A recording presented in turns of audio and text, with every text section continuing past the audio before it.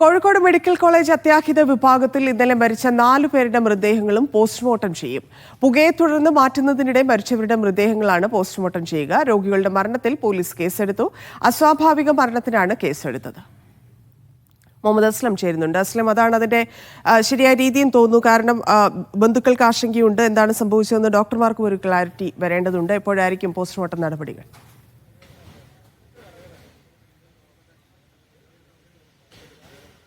ഇന്നലെ Kozhikode medical college അത്യാഹിത വിഭാഗത്തിൽ നടന്ന ഈ ഒരു ഒഴിപ്പിക്കൽ, പുകയെ തുടർന്നുണ്ടായത് ഒഴിപ്പിക്കലും തുടർന്ന് 5 മരണങ്ങളാണ് ഉണ്ടായത്. ഒരെണ്ണം നേരത്തെ തന്നെ ബ്രോഡ് ഡെഡാണ്. അത് പിന്നെ അത് നേരത്തെ തന്നെ അത് വ്യക്തത വന്നാണ്. അത് പോസ്റ്റ്മോർട്ടം ചെയ്യാൻ തീരുമാനിച്ചിരുന്നു. ബാക്കി 4 മൃതദേഹങ്ങളും പോസ്റ്റ്മോർട്ടം ചെയ്യാൻ തീരുമാനിച്ചു എന്നുള്ളതാണ് ഇപ്പോൾ ലഭിക്കുന്ന വിവരം. Medical college principal doctor Sajeeth കുമാറാണ് ഇക്കാര്യം അറിയിച്ചിരിക്കുന്നത്. അതായത് നേരത്തെ തന്നെ ബന്ധുക്കളുടെ ആരോപണം ഉണ്ടായിരുന്നു, പരാതി ഉണ്ടായിരുന്നു. പ്രതിപക്ഷം ഉൾപ്പെടെ DC പ്രസിഡന്റും MP ഒക്കെ തന്നെ ഇക്കാര്യത്തിൽ ആരോപണങ്ങൾ, MLA ഉൾപ്പെടെ ആരോപണം ഉന്നയിച്ചിരുന്നു. ആ സാഹചര്യത്തിൽ മരണ കാരണം വ്യക്തത വരുന്നതിന് വേണ്ടിയും മരണസമയം സംബന്ധിച്ചുള്ള വ്യക്തത വരുന്നതിന് വേണ്ടിയും പോസ്റ്റ്മോർട്ടം നടത്താൻ തീരുമാനിച്ചിട്ടുണ്ട്. ഒരു പക്ഷേ 10 മണിക്ക് ശേഷം തന്നെ പോസ്റ്റ്മോർട്ടം നടപടികളിലേക്ക് പോകും.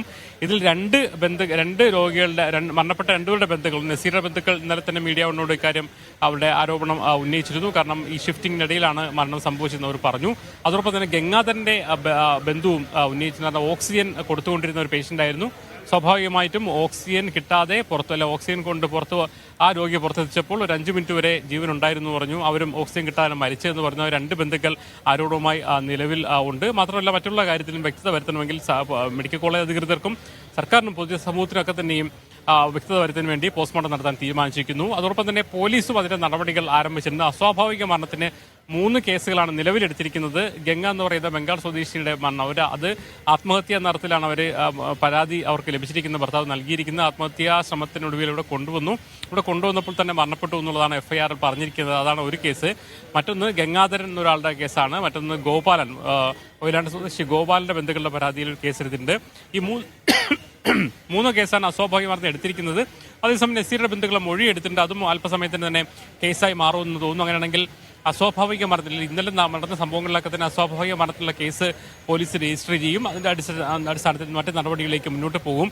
എന്തായാലും അല്പസമയത്തിന് ഇന്ന് ഉച്ചയ്ക്ക് മുമ്പായി തന്നെ ആരോഗ്യമന്ത്രി ഇവിടെ എത്തും. കാരണം പലതരത്തിലുള്ള ആവശ്യങ്ങൾ ഉയരുന്നുണ്ട്. ഒന്ന്, ഏറ്റവും പ്രധാനപ്പെട്ട കാര്യം എന്ന് പറയുന്നത് ഇപ്പോൾ കാഷ്വാലിറ്റിയുടെ പ്രവർത്തനം എന്ന് പറയുന്നത് ബീച്ച് ആശുപത്രിയിലേക്കാണ് മാറ്റിയത്. അത് മതിയാവില്ല. കോഴിക്കോട് മെഡിക്കൽ കോളേജിൽ തന്നെ കാഷ്വാലിറ്റി പ്രവർത്തിക്കാനുള്ള സൗകര്യങ്ങൾ ഒരുക്കണമെന്ന്. 2, ഇന്നലെ ഇവിടുന്ന് തന്നെ ഈ അത്യാഹിതം സംഭവിച്ചതിന്റെ അടിസ്ഥാനത്തിൽ സ്വകാര്യ ആശുപത്രിയിലേക്ക് നിരവധി ആൾക്കാരെ മാറ്റിയിട്ടുണ്ട്. ഗുരുതരാവസ്ഥയിലുള്ള രോഗികളെ അവരെ ചികിത്സ സംബന്ധിച്ചുള്ള സർക്കാർ ഏറ്റെടുക്കണമെന്ന ആവശ്യം DCC കോൺഗ്രസ് ഉന്നയിച്ചിട്ടുണ്ട്. അത് സംബന്ധിച്ചുള്ള തീരുമാനം വരണം. കാരണം പലരും രോഗികളിലും ബൈസ്റ്റാൻഡേഴ്സൊക്കെ വളരെ ബുദ്ധിമുട്ടുന്ന സാഹചര്യം ഇക്കാര്യത്തിലുണ്ട്. വലിയ തുകകൾ സ്വാഭാവികമായിട്ടും അവർ ആവശ്യപ്പെടുകയും ചെയ്യും.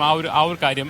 രണ്ടാമത്തെ കാര്യം എന്ന് പറയുന്നത് ഇക്കാര്യത്തിൽ സമഗ്രമായ അന്വേഷണം. നിലവിൽ മെഡിക്കൽ വിദ്യാഭ്യാസ ഡയറക്ടർ അന്വേഷണം ആവശ്യപ്പെട്ടെങ്കിൽ പോലും ഇന്ന് നടക്കുന്ന ഉന്നത യോഗത്തിന് ശേഷമായിരിക്കും ഇക്കാര്യത്തിൽ കുറച്ചുകൂടി സമഗ്രമായ ഒരു അന്വേഷണത്തിലേക്ക് പോകണം. കാരണം 2 കാര്യങ്ങൾ പറയുന്നത്, ഒന്ന്, ആശുപത്രിയുടെ നിർമ്മാണത്തിലെ അപാകതകൾ കോൺഗ്രസ് ഉൾപ്പെടെ ഉന്നയിക്കുന്നുണ്ട്. അതോടൊപ്പം തന്നെ ഇന്നലെ ഒരു എമർജൻസി, എന്തുകൊണ്ടാണ് ഈ സംഭവം ഉണ്ടായതിന് കുറിച്ച് വ്യക്തത കണ്ടുവരുന്നതിന് വേണ്ടി അന്വേഷണം വേണ്ടി വരും. അതോടൊപ്പം തന്നെ പ്രതിരോധ മാർഗ്ഗങ്ങൾ, ഇത് ഒഴിപ്പിക്കുന്ന സമയത്തുണ്ടായ തടസ്സങ്ങൾ, ഇവയെക്കുറിച്ചൊക്കെ തന്നെ അന്വേഷണം വേണ്ടി വരും. എന്തായാലും മന്ത്രിയുടെ സന്ദർശനത്തിന് ശേഷം ഇത് സംബന്ധിച്ചുള്ള കൂടുതൽ തീരുമാനങ്ങൾ, സർക്കാരിന്റെ തീരുമാനങ്ങൾ നമുക്ക് അറിയാൻ കഴിയും. ധന്യ.